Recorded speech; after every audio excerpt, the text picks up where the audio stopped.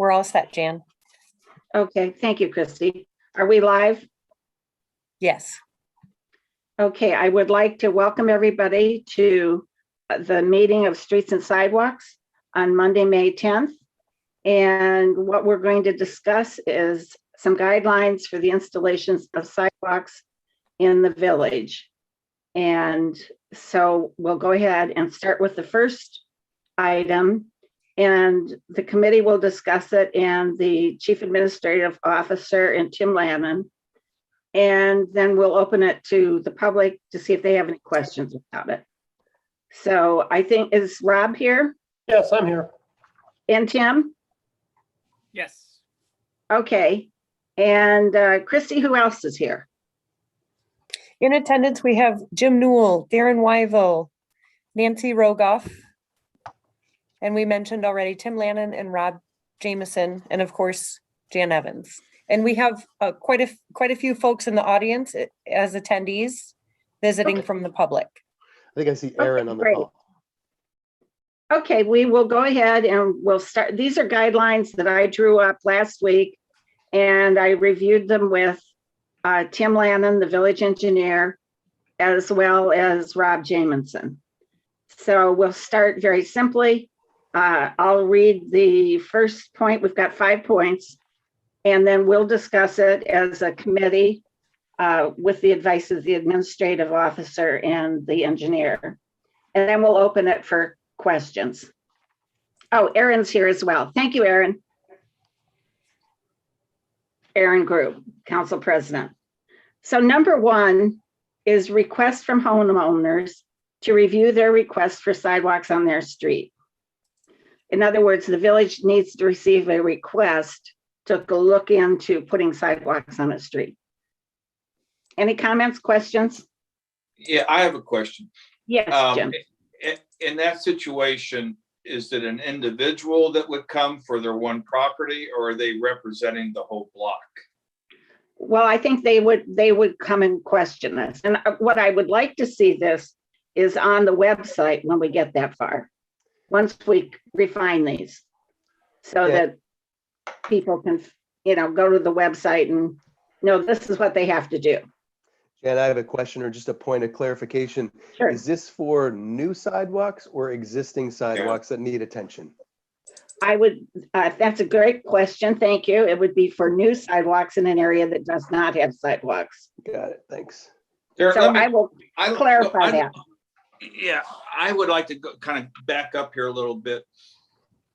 The village has always put a little money into our capital improvement fund for sidewalks and sidewalk improvements. That money has typically, in the 10 years I've been on council, has been used on major capital improvement projects to offset the cost of that. Like when we did Walters Road, we did some sidewalks.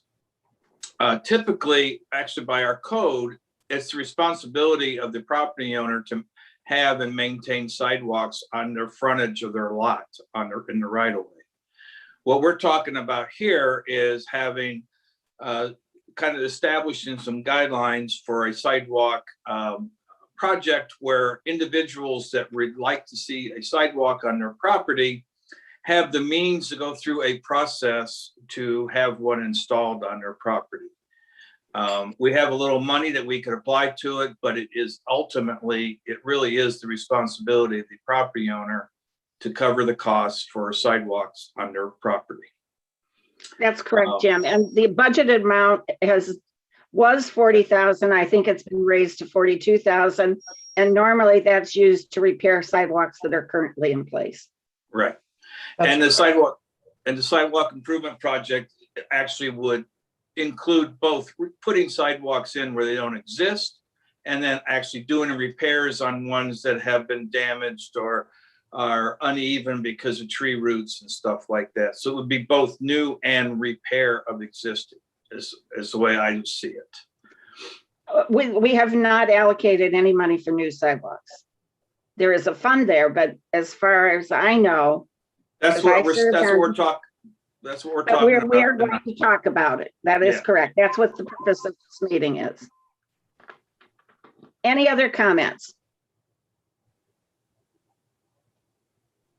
Okay, Christy, would you like to see if anyone has any questions on number 1? I will. If there are members of the public who would like to address topic number 1, please raise your hand in the Zoom platform.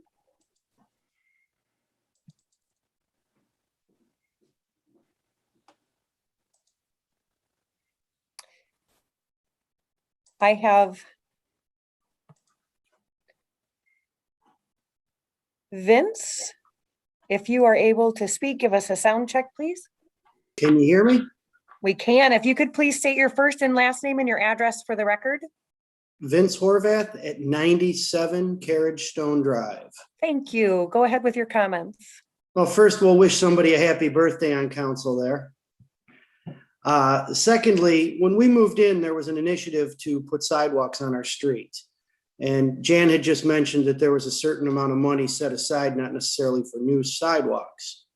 When we moved into here, there was discussion about the city paying for it and everybody getting assessed a certain amount to then pay for it over time. Was I mistaken when I heard that? I don't believe there was any discussion about the village paying for any of it. Usually it's been an assessment on the homeowners that live on that street. But And- during the tenure that I was on Streets and Sidewalks, we didn't have any extra money at all. So we were unable to expand that program any further. The only thing we were able to accomplish with the cooperation of Safe Walks to School was the Mill Street sidewalk. And that took some doing. And we also did North Street, a small portion of North Street. So if Yes, North Street. we were talking about sidewalks on Carriage Stone, and we're the 6th street out of the village or so, and the Correct. first one without sidewalks. I can't imagine it would be ridiculously expensive, and as a homeowner, I'd be happy to pay my share for that. The problem is, would that create an issue where we've got, 100 feet of sidewalk and 100 feet of dirt, 100 feet of sidewalk and 200 feet of dirt? How would that work? I don't think that the village would be in favor of that, but I don't know that. That would be an issue we'd have to talk about. Well, how would it work to get sidewalks from end to end on maybe Carriage Stone, even just one side of the street?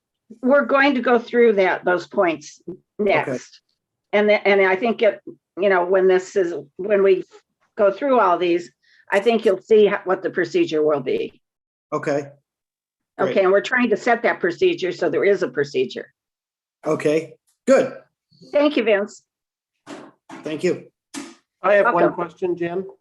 Yes, As time goes along, I do receive random requests from people on streets with no sidewalks, just inquiring about that. And Certainly.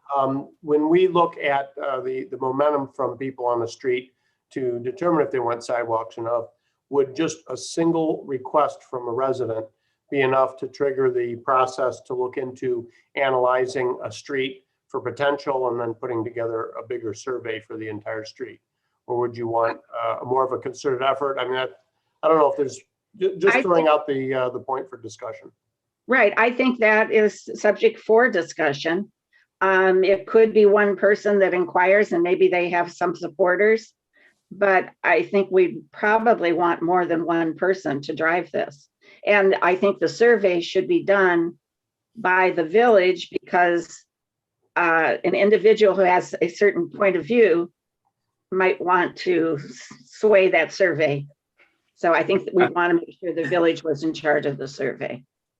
And I did find in my research, I did find some past examples of surveys that actually present several options based on the findings of the engineer and what would be possible on a given street or a given area. Okay, that's great. Thank you, Rob. I think it'd be really good to kind of set an objective for what we're trying to accomplish. And that would be, in my mind, it would be to get sidewalks installed the most efficient way possible where they don't exist. In the most, and that's situations where it has to be a collaborative effort of the property owners with the village assistance. The village can assist in one of a couple ways. One, they can do the engineering and the project management, going out to bid for the work and getting the best prices, and then having the homeowner pay a cost per foot for an average installation cost of a section of sidewalk. And then if there's an additional expense because of gradient concerns, objects in the way, things like that, the city could absorb some of those costs. So the average homeowner pays a flat rate, flat concrete cost per foot. And we would look, what's that? I said, just well said, Jim. I mean, that's sort of. But that's our goal. How do we accomplish that? How do we get Well, it? I so think have- if we continue on through these points. Well, we already overlooked the first one. The first one was to get requests from a homeowner, and Vince just had a request. And his request was, I want it on my street. How do I get it done? So we need to talk that process. And we're going to, Jim. That's what these guidelines address. Okay. Okay. Are there any other questions from the audience, Christy? No, they're not. Okay, thank you very much. All right, we'll go on to number 2, which was much lengthier, and we'll probably have a lot more questions. There will be a review by the chief administrative officer and the village engineer of the street to determine if sidewalks are possible on that street. Considerations include topography, trees, hills, fences, and drainage. We would also consider whether any utility work is recommended in advance or at the time of sidewalks, since that could impact the schedule. By utility work, we mean anything that's underneath the ground, water lines, sewers, anything else that might be a problem. So Jim and Darren, would you like to make comments on that? And Rob and Tim? Yeah, I have a general comment. I think, like, as Vince was alluding to earlier, and Jim made a pretty concise argument there, or statement about the process. If a neighbor like Vince, or any neighbor, wanted to see if their street was viable, and they went door to door and talked to their neighbors to see if they were all interested in the assessment, because there's got to be some majority that is interested in this. Otherwise, you can't just assess people that don't want to be assessed. But Right. I think if we knew an approximate cost, like if I've got 100 square feet of frontage, it would be nice to know approximately what that would cost. And especially for those people that are going to knock on doors, someone's going to want to know, is this going to cost me $1,000 or $10,000? So I think somewhere we're going to need some help as a committee here to understand and then communicate to the people that want sidewalks, what does this look like? And that's, Well, could we do that as part of the survey?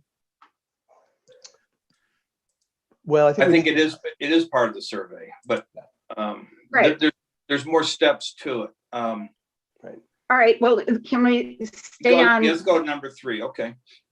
All right, so number 3 talks about that, but number 2, does everybody agree that there are certain things about certain streets that might be difficult Yep. to put sidewalks down? And is it on both sides? Is it one side? And which side? Those are decisions that we need to have some expertise, which is why I put the village engineer as well as the chief administrative officer down. Yeah, So, Jim, I think that's understood. Everybody knows that topography is different in all neighborhoods. So I Right. think that one's is pretty straightforward.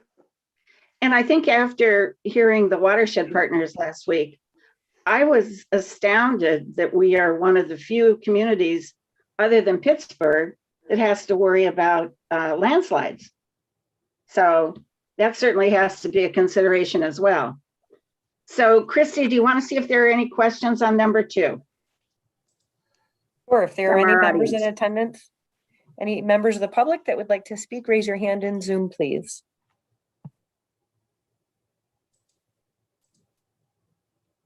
No hands. It looks like you can move on, Jan. Okay, thank you, Christy. All right, number 3 is survey by the village of all homeowners or landowners on that street to determine a clear majority of homeowners desire sidewalks and are willing to pay for their share. Darren and Jim? I think the key word in this thing you're looking for is what is the clear majority? Is that what I'm reading in there? What do we determine is a clear majority? Right.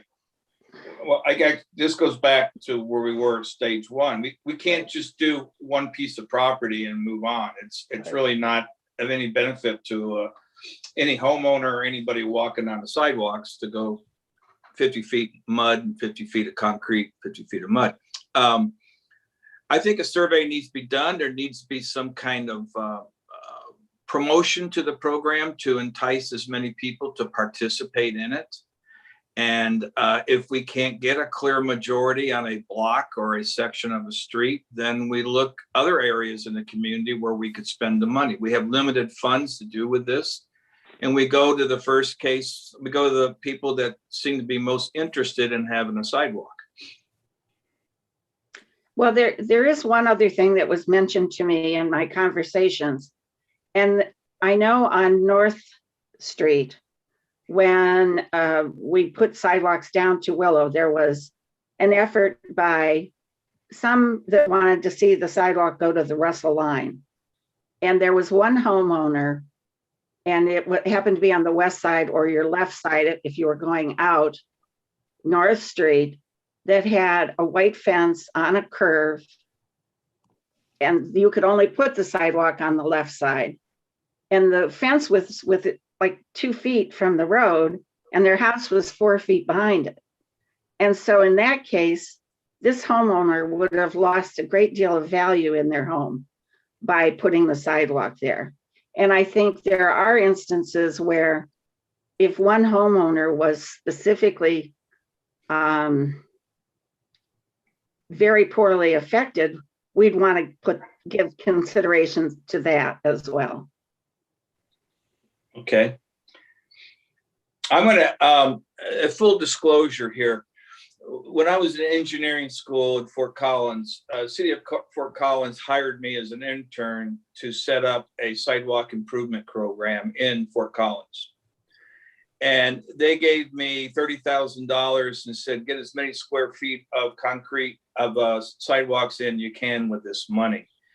And I put together a pretty successful program, which was kind of in the outlines of what I sent to you this afternoon, Jan. And it worked. And it was something that the city at the time decided to make it into an annual program. The key component of that was getting the neighbors in an agreement so that there was continuity to these sections of concrete, that sidewalk that was put in. And there was other situations where there were certain hardships of individuals or difficulty communicating with the actual property owner, where the municipality decided to cover that portion of the cost just to keep the project moving forward. It was done in a way where the people that were the most concerned about the safety and they had the highest desire to see a sidewalk, they were the ones that got the attention. And the more sidewalk we put down, the better the cost per foot price from the contractor. If you got a contractor that's going to put in 50 feet and then move 2 blocks over and put in 40 feet, he's not going to give you a good price. If you can put in a whole block at one pour, you're going to get a better price. So it involves kind of scratching this and looking at it and putting up some ideas and maybe have more discussions on this. But I think it can be done. I think a $30,000, $40,000 annual contribution by the village could make a significant impact. And I think, Jan, everything in these points are going right in line with that discussion. We just need to kind of get to the nitty gritty how we do it. Well, that's what this meeting is about. So I'm going to say that if an individual like Vince wants sidewalk on his street, he certainly should contact Rob Jameson, the Chief Administrative Officer, and say that he's interested in it. But it's also up to the neighbors on that street to say yes. And if they want it on one side or the other or whatever, you need to kind of have supportive agreement from all the property owners, whether it's going to be on their side of the street or across the street from them. That kind of legwork needs to be done at the local neighborhood level, I think. I agree, Jim. I think I this, would agree. I think what people are looking for is just a flow chart. How do we start it and how do we get the sidewalk? So we go door to door, someone's got to spearhead it, and then someone has to have some knowledge of what it'll actually cost, and then we have to agree on what a majority number is, so that we can get this done. But yeah, I think that's what people like Vince are looking for. Flow chart. How do we Right. get it started? Well, And this is what this is. Right, the survey is essential to determine if a majority want it and if they're willing to pay for it. And it seems to me that that is essential to go any further.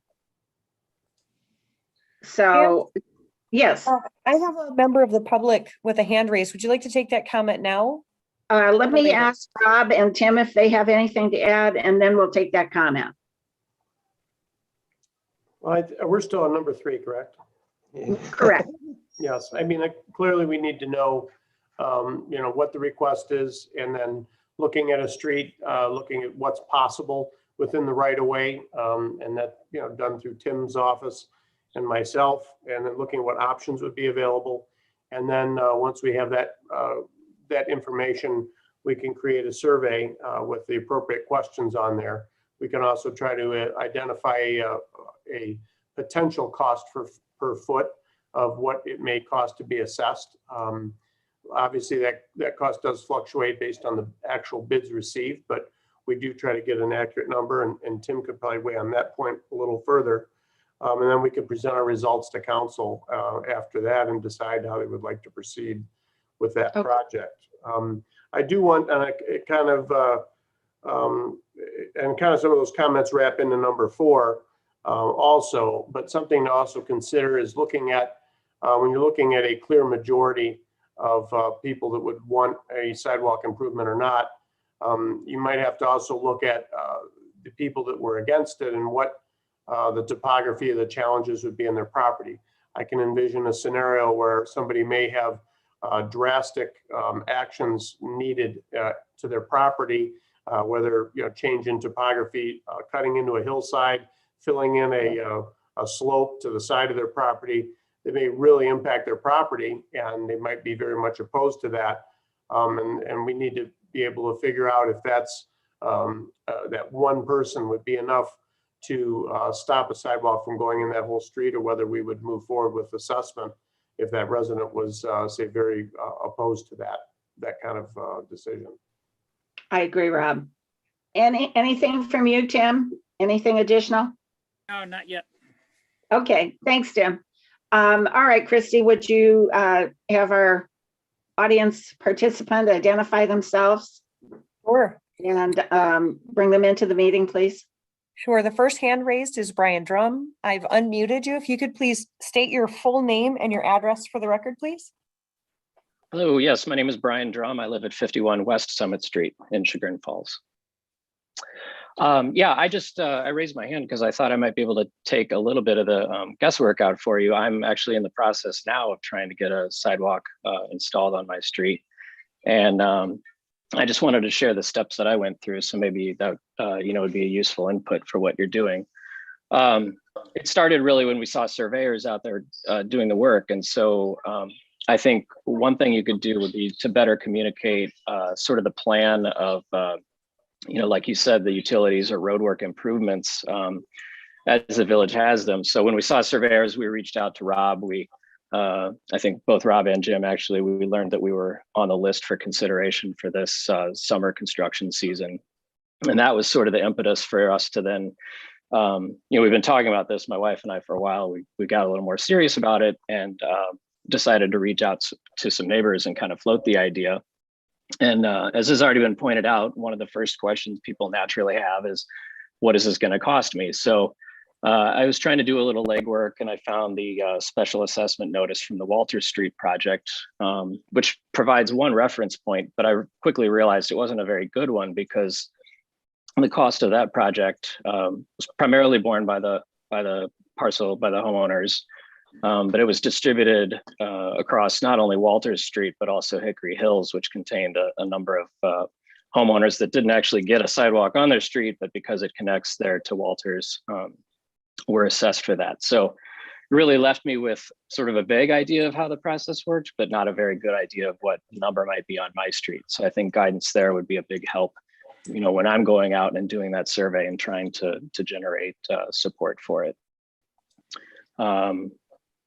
Yeah, I think, and then, you know, I as Rob knows, I did some sleuthing on the Sugar Falls website, and there was a reference in the comprehensive village plan to, I think, a sidewalk needs assessment form or something that has been lost to the recycling bin of time. So something maybe like that sort of addressed how the prioritization or how the decision process works as far as the village is concerned. I imagine, you know, it may be in outer perimeters of the village with lesser coverage might, you know, seem more of a benefit because it connects a new area rather than, you know, paving yet another sidewalk right next to a street that already has one, something like that. So just some idea of how the larger prioritization goes in the grand scheme of the village's, you know, priorities would be helpful. So. And then I think, I don't know if clear majority is a legal term or what. I'm only familiar with like simple majority or super majority, but really knowing, you know, if you've got, let's say 11 parcels on my particular block, do we have to get 6 or do we have to get, you know, 8 or 11? Like what is it exactly? Well, I think there's so many variables in it, it's going to be difficult. That's why I use the word clear, because I don't know, as Rob expressed just a little bit ago, you might have a special circumstance of one piece of property might have special needs. So, thank you, Brian. Yeah, thank you for hearing me out. You're welcome. Christy, is there anyone else? There is. I will unmute Brian Schwartz. Let's see if Brian, if you could unmute and state your first and last name and address for the record. Brian Schwartz, 27 West Summit. And I just, you know, I'm Brian's neighbor. I'm Brian Drum's neighbor.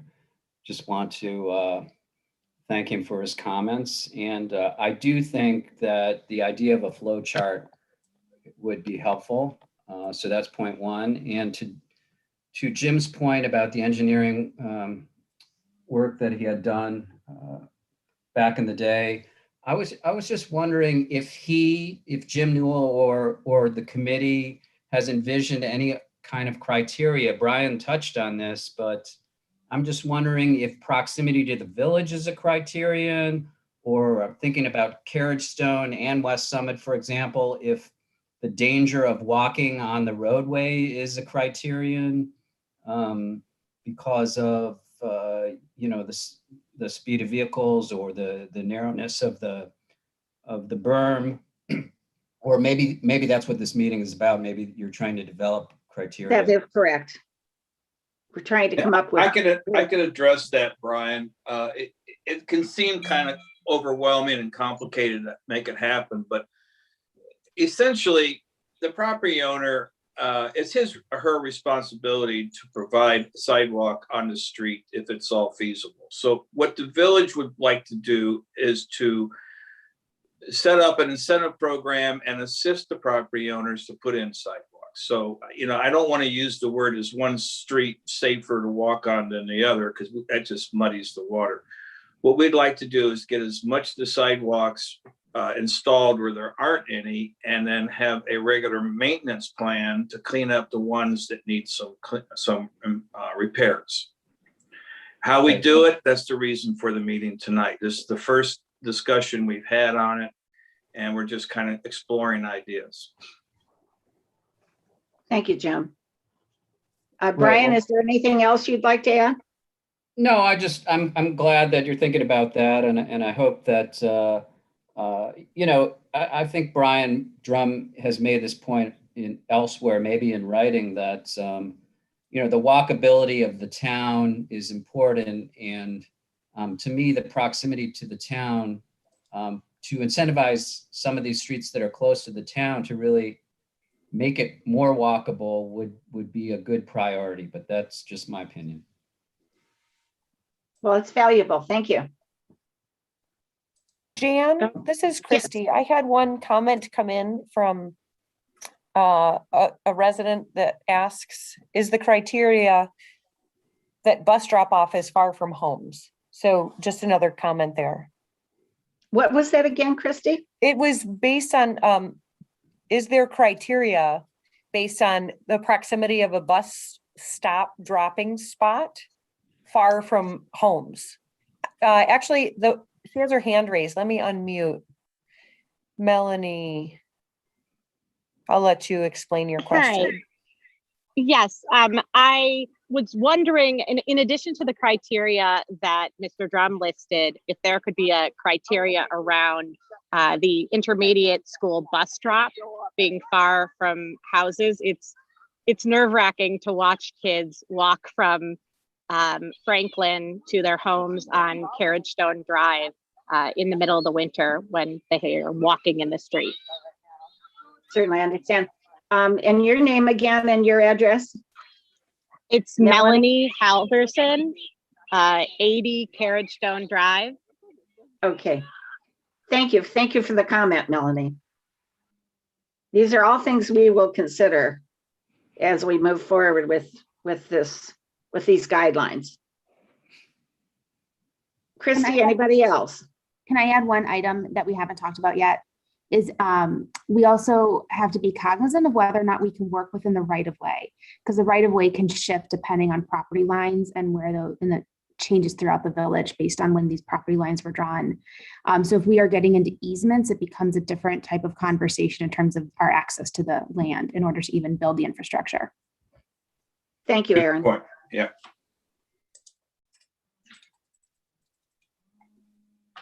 Okay, then number Could I- 4. Could I just say one thing real quick? Surely.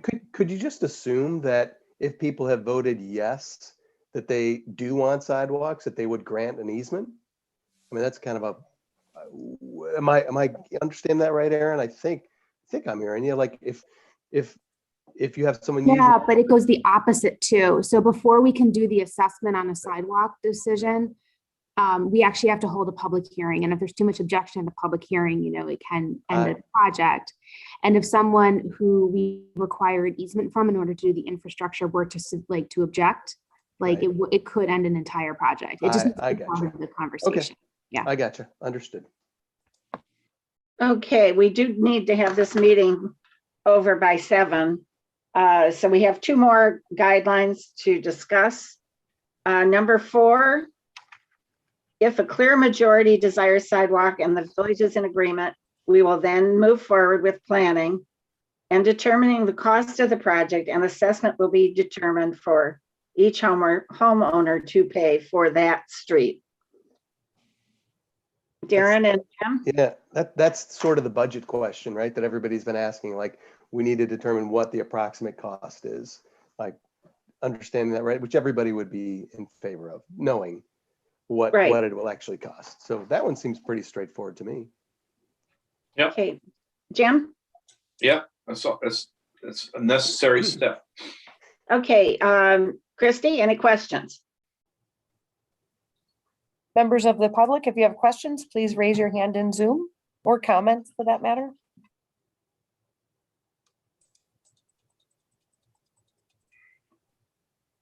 None at this time. You're welcome to move on. Okay, thank you, Christy. Number 5, schedule for improvements is subject to village ability to fund any public share and ranking project among village priorities. Well, there's got to be a disclaimer in the agreement with the Right. property owner that we will do this if these conditions fall in line. And that would be one of them. We have to have the available funds for the village to pay their portion of the project. Of Totally course. Totally agree, Jim. That's the disclaimer. Okay. Anything else anyone would like to add to the meeting? I'd like Rob to add a or couple things. Oh, go ahead. Go ahead, Christy.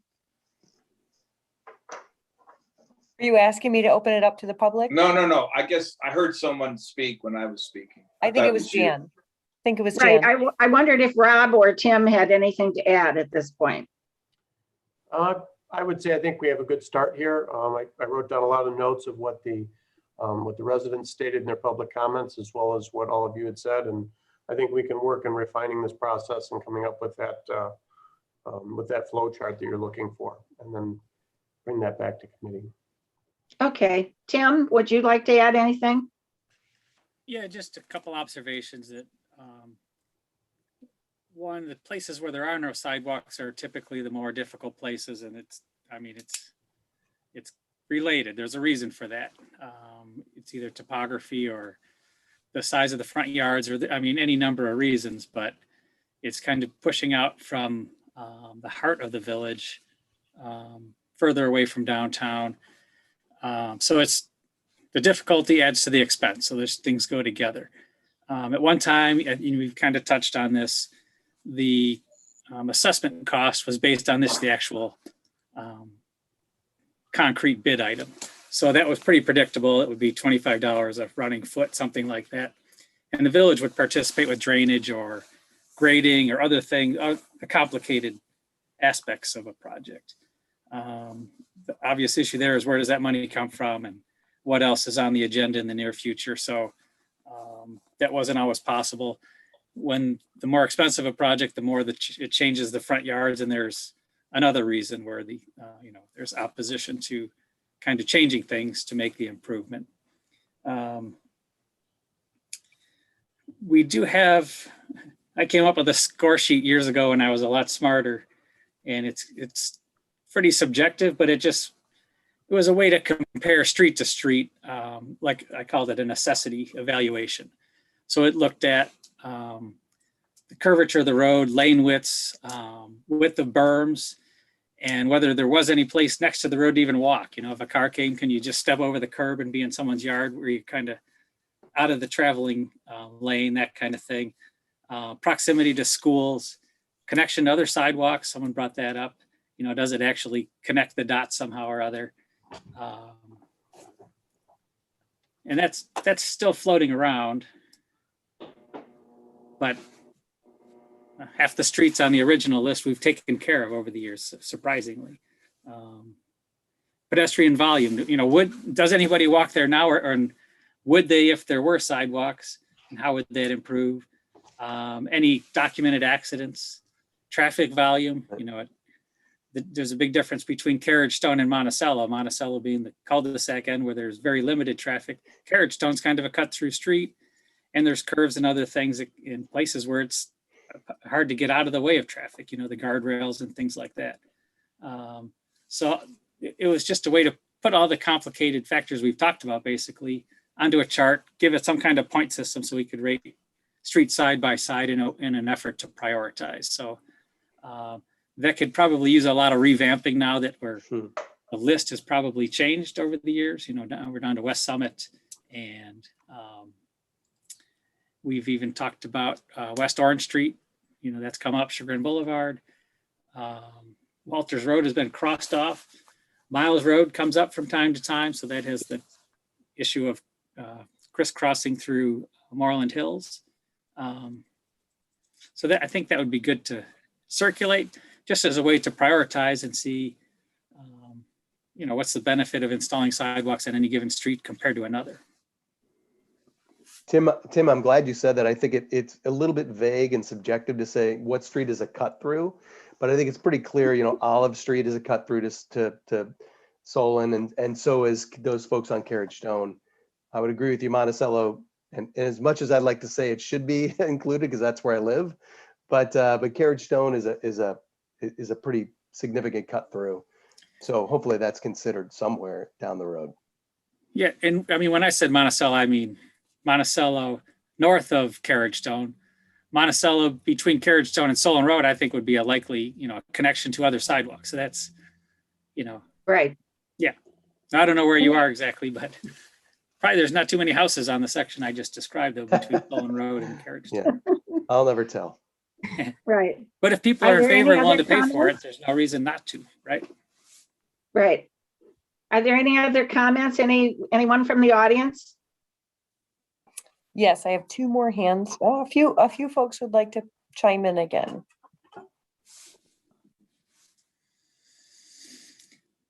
Okay, Vince, go ahead. Yeah, there's one criteria I think you didn't really take into account. On Carriage Stone, on the south side of the street where I'm at, I can go down my house and the next 5 in a row would account for 11 children. Can we take that into account, the ones that walk to school or ride their bikes?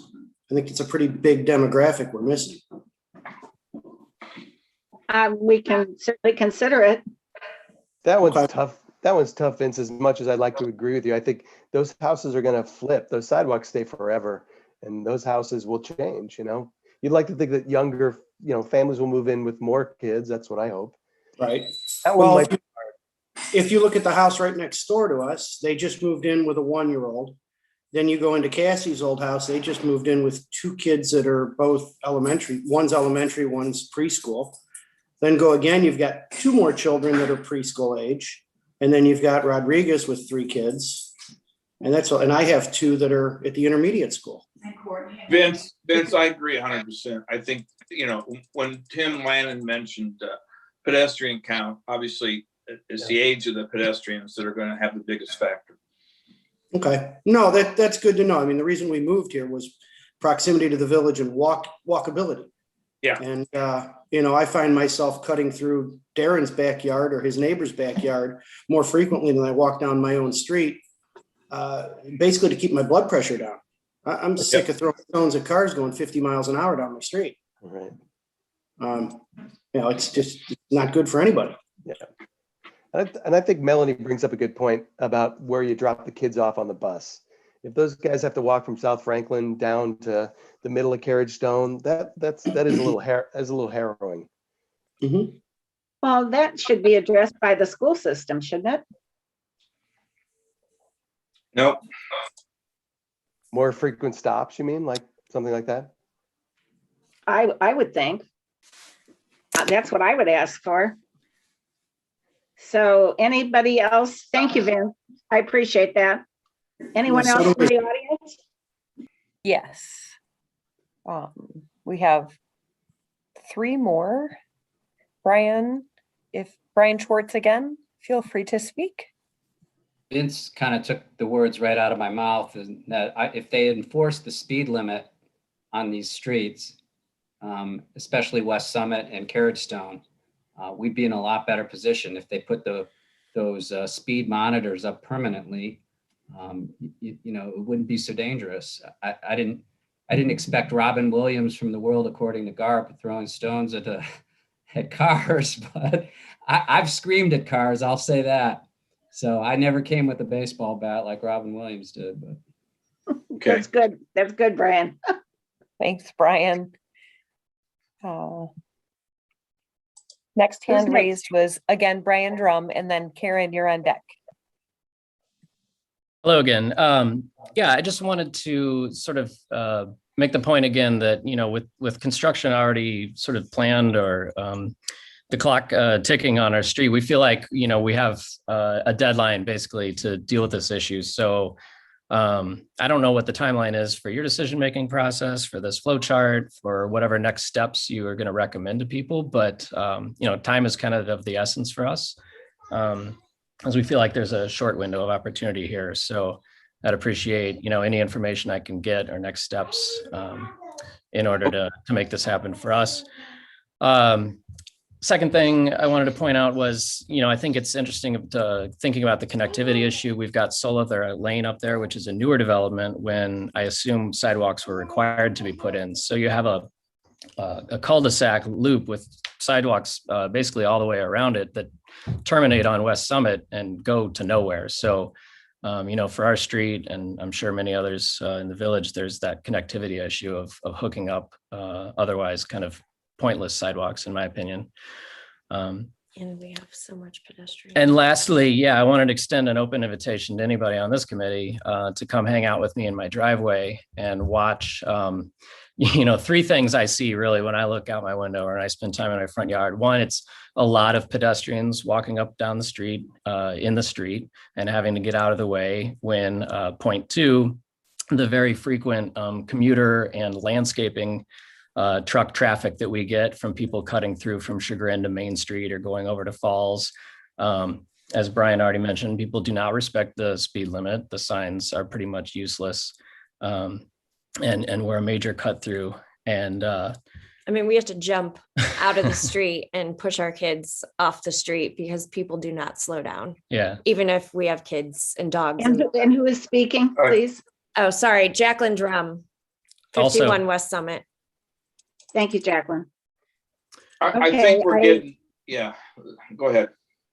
Well, we just need to know what to do next because Well, I think that with the committee, Let me speak, Jan, real quick. I think we're confusing things. We're talking about setting up a sidewalk improvement program. We're just talking, and it has nothing to do whether you get a sidewalk on Summit Street this summer or not. Those are two different issues. You brought up the point. Oh, go ahead. I don't think it is though, because if we don't get it now, it's never going to get done. If you do the street, hear me out.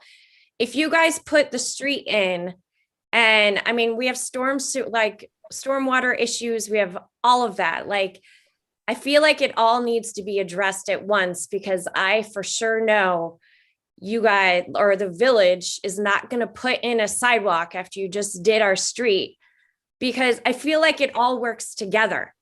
So if you're able to fix the street and put the sidewalk all in at once, I feel like it makes it one big swoop and make it easier rather than doing it piecemeal, one at a time, and then just have the construction crews do it all at once rather than doing the street and then bringing the construction crew and then doing that. Okay. I just feel like it works together better than. Can I ask a question?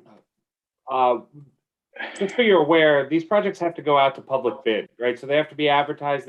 We receive bids, we review the bids, which means if you guys want your sidewalk to wait, the road's going to wait, and it could be several years before the whole process gets put together and everything gets set out for public bid and then bid. So I just want to make you aware that there's probably the conversation could happen that it's going to be pushed back. There will be no way that that your road and everything will probably get done this year, because by the time all the work is done and everything's put together, we will have missed the opportunity to send it out to public bid because all of the contractors will be booked up for the year.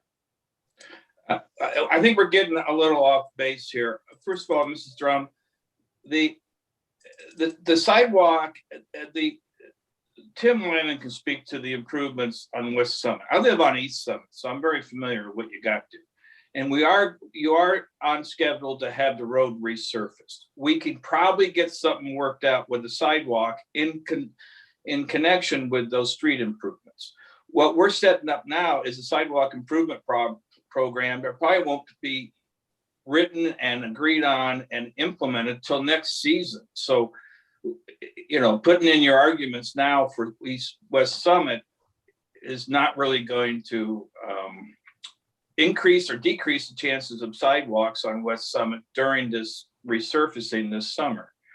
I have wanted to see West Summit resurfaced for years, and I'm glad it's scheduled to be done this year. And you can check with Rob Jameson to see how that progress is going and whether sidewalks are included or not. I can speak to West Summit right now, there's so many residents. Yeah, let's do that. Yeah. Just to let everybody know, we're in the very early stages of looking at that street. Originally, we looked at a simple resurfacing due to the surface quality and the request that we got to improve the surface. As we started in on that investigation, we saw that we had a lot of stormwater issues up there, also listening to comments from the residents over time. So we started looking at stormwater. And then I heard from several residents asking about pedestrian improvements. And that's when I had spoken to some of you about the need to have start this process and looking at how do we address new sidewalk requests. In our investigation of that of West Summit now, we're going to look at everything within the right of way, all of the topography, all of the issues that Jan mentioned in point number 2, and look at what's even possible up there. And then we'll bring that back to determine if there's anything that can be done up there, and if so, what council's wishes are to move forward with any kind of additional improvements in that area. But the budget amount for the project was originally based on resurfacing and some stormwater improvements up there. Question, can I ask you a question, Rob? If Yes. if it came back where there's some feasibility, can we always look at doing an option on the bid to see what those costs would be, so we could make sure that the street project continued to move forward, but allow us the option to add in those sidewalks if it was financially feasible? Yes, yeah, we can look at that. And it's also to the point that Ms. Drum brought up about timing. Yes, it is always better to include all construction work at one time on a street, but it's not totally excluding it from being decided on if council wants a sidewalk program to be implemented in the following year. If that's their wishes, then we can move forward in that direction as well. So either are options here. Thanks. Thank you, Rob. We have one more question that we need to take, and then we need to close the meeting as we're getting very close to 7 o'clock. Very good. Thank you, Karen. Thank you for being so patient. If you are able, state your first name, last name, and address for the record. Hi, I'm Karen Posha. I live at 91 Carriage Stone. So my question, I hope it's not too specific to Carriage Stone. So in our situation with Monticello, if as we're going about getting approval from the residents on the street to move forward with requesting sidewalks, would we also need to get buy-in from the residents on Monticello? If the residents on Monticello wanted it, yes, I think you would have to get both streets. But this applies to one street.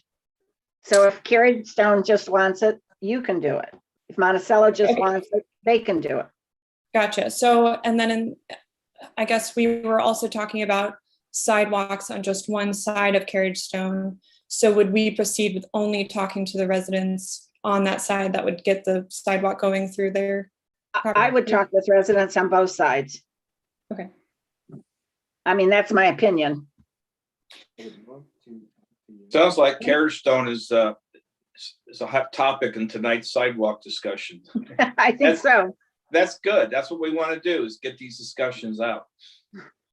Okay, does anybody want to add anything else tonight? Yes, we have one more resident. Ryan, if you could unmute yourself. First name, last name, and address, please. Yes, you're on. Ryan Brandenburg, 85 Carriage Stone. I didn't want to be left out of the Carriage Stone crew that was here today. I just had a question, because it sounds like this is going to probably be a lengthy process. It's nothing that's going to happen, in the next few months or maybe even the next year. What could we do, or who would we have to talk to at least try to mitigate? I think Tim brought up a really good point earlier. If people adhered to the speed limit, it would be a little more tolerable walking with your kids on the street. Who could we talk to? What could we do in the meantime to find a way to, kind of mitigate the speeding on the road, whether it's through some kind of temporary signage or something like that? I would recommend that you talk with Chief Dasik and to get the speed limit, the temporary signs put in on a on-off basis to see if you can get the traffic slowed down. We've done that on South Main, and we do it on a number of streets, but we honestly haven't had a request from Carriage Stone. Brian, you could talk to Andrew Rocky, who chairs the safety committee also. What was his name? I'm sorry, Andrew. Oh yeah, Andrew Rocky. I'm right here, and I will talk to Chief Dasik tomorrow morning. Yep. Gotcha. Thank Perfect. Thank you, Andrew. As well. Anything else? I have one point to ask for consideration. One thing you may want to consider in this is looking at how often you would you want to revisit a rejected sidewalk improvement request from a neighborhood. So if you make a decision, say and on West Summit and say that it was, you decided not to move forward. I would need some sort of guideline on a time frame or how often before we would revisit that issue. I've had that come up a couple times in the last several years where people were told no, and then 2 years later, I want sidewalks. I want you to repeat the whole process again. So I Right, think we we had also- that All on, right. All we right. had that on North Street, and I think that's very valid, Rob. Thank you for reminding me of that. Mhm. So I would like to thank everyone for attending tonight. I've made notes as well, so we'll schedule another meeting in regards to this. And I know the drums are here and we appreciate their request.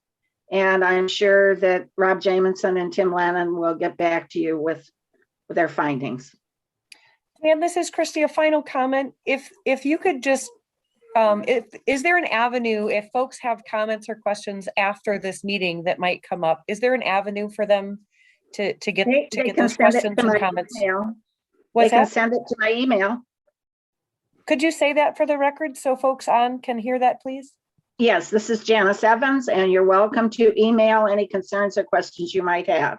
And my email is Janice, Janis, the digit 2, DICK @AOL.com. Thank you. And You're now on to welcome. council.